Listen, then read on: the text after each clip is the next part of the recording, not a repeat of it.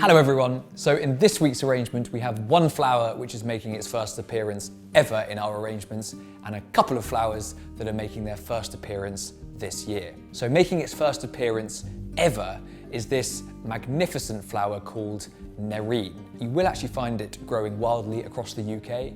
Looks a little bit like Agapanthus. And then the first time this year is this glorious fellow called Kangaroo Paw, or in Latin, Anigoxanthos. It just adds a lovely bit of structure and texture in the middle of the arrangement. Also the first time this year is this glorious Lamira chrysanthemum, which just is a really popping sort of pinky purple colour, which I absolutely love. So alongside that, we've got some lovely Alstroemeria, which will last for weeks and weeks if you look after it. Then some tall and structural Lisianthus in the centre of the arrangement. Then alongside that, some lovely frilly Eucalyptus parvifolia, which has a wonderful scent if you whip off one of the leaves and crush it and give it a smell. Absolutely lovely.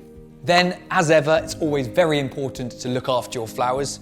You must trim a diagonal inch off the end of all your stems.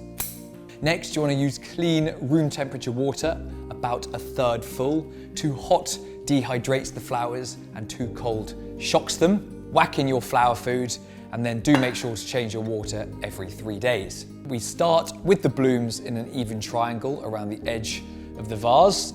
Then we can face our Alstroemeria opposite each other and do the same with your lovely Nerine.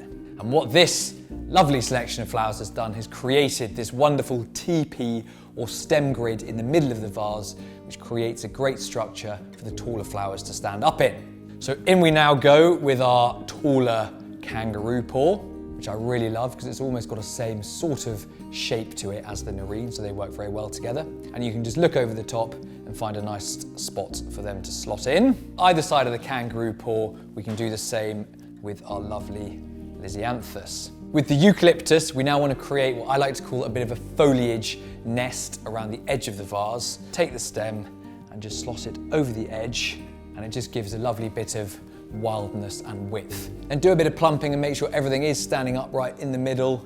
And there we go. A very quirky, colourful arrangement with lots of unique and interesting stems. And I really hope you enjoy arranging it.